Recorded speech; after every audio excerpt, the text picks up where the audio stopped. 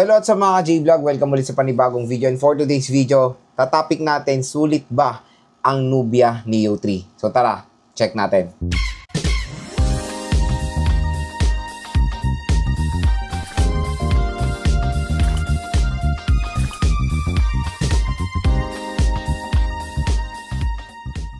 So yan mga J-Vlog, our today's topic is yun, babalikan natin ulit ang Nubia Neo 3 since na-review natin to sobrang tagal na nung few months na.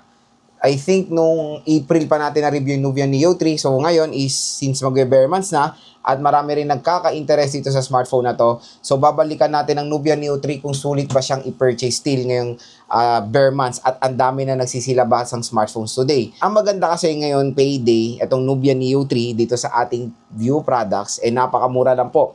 Meron pa kayong makukuha ang Matic na YouTube voucher pag click nyo itong View products na to at bumili kayo dito ng Nubia Neo 3. So magkano nga muna ba itong smartphone na to? Ang SRP niya is 7,999 for the 8GB 128 at ito po yung 4G nila.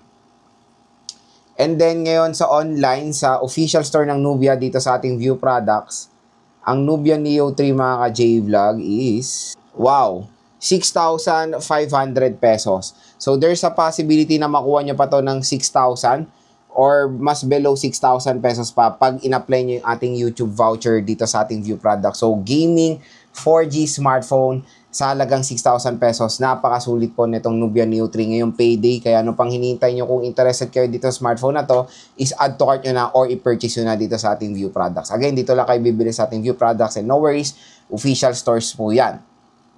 So since syempre na-review na natin siya noong April 2025, marami akong nakikita mga comments na nasatisfy sila sa kanilang Nubia Neo 3. And for me, based sa paggamit ko sa device na to ng few weeks, yes, napakaganda na itong smartphone na to at isa to sa top 10 entry-level smartphone ko ngayon 2025. At ang maganda kasi sa Nubia Neo 3 is yung kanyang overall specifications. Sa murang halaga lang nakapag-offer na si Nubia, ng isang gaming budget smartphone. When it comes sa RAM at ROM, 128GB, 6,000 pesos nito nakuha is perfect fit pa naman. No worries, 128GB yung pinaka-minimum naman na at least na pwede nyo magamit for gaming. Kaya okay na okay rin naman makapag-download ng mga application or games dito sa smartphone na to using the 128GB of internal storage and 8GB of RAM. Yun yung isang maganda dito sa smartphone na to dahil plenty of RAM para magamit nyo for gaming. Since itong Nubia Neo 3 nagpo-focus din siya sa gaming side sa 4G segment. And quick reminder lang na meron po itong 5G version na sobrang kamukha niya or very identical din. At meron din tayong Nubia Neo 3 GT 5G. Lahat po yan na review, unbox, and game test natin. At lahat ng devices ng Nubia na yan sobrang sulit po. And syempre marami rin mga consumers ngayon na naghahanap ng smartphone na syempre usually budget nila 6,000, 7,000. Ito, maganda pong i-offer itong 4G smartphone na to ni Nubia para sa inyo.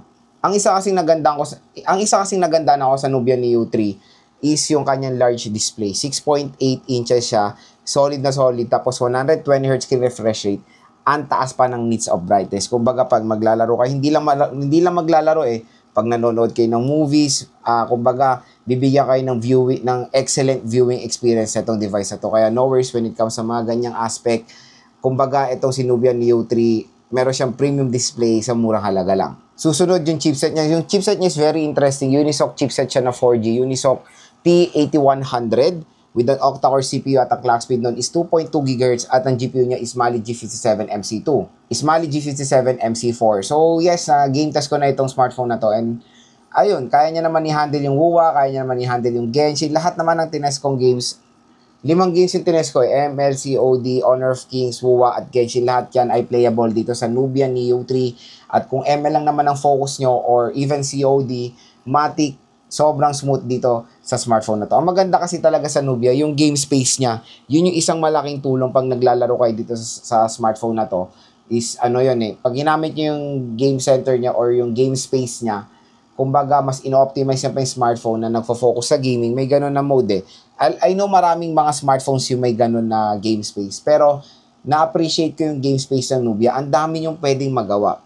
At yung likod niya is RGB lighting pa na pwede nyo i-customize yung ilaw ng likod niya na kung ano yung gusto nyong gawin. For example, yung kung paano siya umilaw, paano yung flow ng ilaw niya, pwede nyo i-customize dito sa Nubia Neo 3. At syempre, ang isa sa pinakamalupit dito sa smartphone na to, meron tong shoulder trigger button.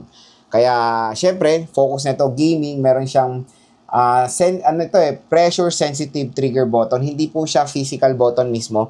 So, pressure sensitive siya. At, kumbaga mga ka-J-Vlog, malaking tulong yung dalawang extra button din, especially sa mga first person shooting, tulad na lang ng COD, ayan, PUBG. Kumbaga, pwede nyong iset yung dito niya sa fire and reload. Sa ML, lahat ng games, pwede nyo i-customize yung shoulder trigger button na yan. Sa ML, ginagawa ko siya pag-claim ng item at pag-claim ng coin ba yun or nung gold.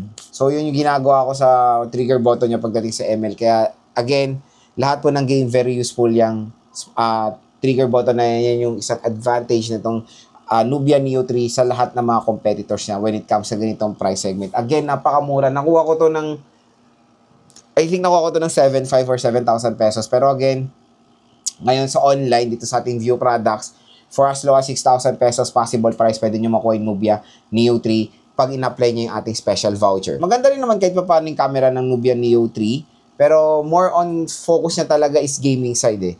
Although meron siyang 50 megapixel, yes, pero when it comes sa quality niya, sa entry-level segment, lalo na sa 6K, mabibigyan niya naman ng justice yung camera quality na itong smartphone na to. Malupit din yung speakers niya. Ang lakas ng speakers na ito.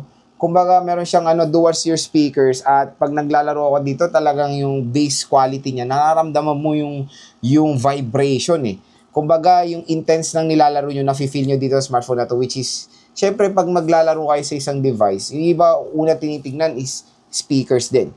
Kung meron bang magandang quality speakers. And usually talaga, kahit sa mga ganitong 6K, may nakikita pa ako mga popular bands na single speaker pa rin.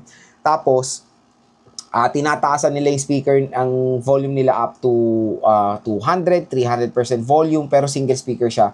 For me, mas better yung dual ear speakers. Mas balance yung sound, mas balance yung bass, na pwede natin makita dito sa Nubia Neo 3 4G. So, super ganda rin ng speaker na itong smartphone na to. Siyempre, hindi magpapauli battery na ito. Since gaming focus na ito, malaking consume ng battery ang gaming performance. Malaki rin ang battery tereno. 6K battery. Grabe. 33 watt fast charging, I think yan na rin ang the best minimum fast charging rate na pwede natin makuha for a 6,000 mAh battery capacity. Again, siguro mga isang oras higit lang or 1 hour 30 minutes, full charge yun na itong Nubia Neo 3 sa kanyang 6K mAh battery capacity. Pero battery performance, nung naglaro ako, makulat din, in fairness. Matagal din ako nakapaglaro dito sa Nubia Neo 3. Pero again, kung straight kayong gaming, asahan nyo na malolobat to na isang araw. Kasi meron yung nagsita, ang bilis malobat, hindi mala umabot isang araw. Malamang, naglaro ka ng straight, kahit kung gusto nyo ganun, Motolite lagay nyo. So, syempre, yung 6K battery na yun, appreciate na natin kasi ang laki na yan for a entry-level smartphone. At ako, nung naglaro naman ako, super satisfied naman ako sa battery performance na itong smartphone na to. At syempre, pinakalas sa design, napakaganda ng design nito. Very attractive, very eye-catching yung design ng Nubia Neo 3 for me. Talaga makakuha to ng attention ng mga consumers.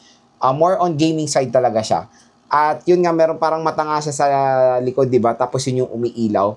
Kumbaga sa mga gaming-centric dyan, paniguradong ma-attract din kayo sa design na itong smartphone na to. And I prefer choosing the color yellow. Very unique at very unique siyang tignan at ang ganda, promise. So, ang tanong, Lods, ano ba? Sulit ba ang Nubia Neo 3 ngayong bare months? Bibili kasi ako ng smartphone. Naghahanap ako ng smartphone na pwedeng magamit for gaming. Hindi lang gaming, magunat ang battery. Yes. Definitely mga ka-J-Vlog, a must buy din ang Nubia Neo 3. Napaganda na itong smartphone na to. Tapos sobrang mura lang. Meron na kayong shoulder trigger button. Napakalaki ng display. Okay rin naman yung chipset niya sa kanyang price segment. Malaki yung battery. Fast charging pa siya. At napaganda yung design niya. Meron pa siyang RGB lighting. Kung nakuha niya siya ng 6,000 to 7,000 pesos, again, napakasulit na po netong smartphone na to. Sobrang mura, ang ganda ng specs. Kaya kung interested kayo, i-click nyo na tong View Products natin para ma-redirect kayo sa bagsak presyo. At may naghihintay pong special YouTube voucher para sa inyo na pinaka-max na pwede nyo ma-discount is 1,000 pesos.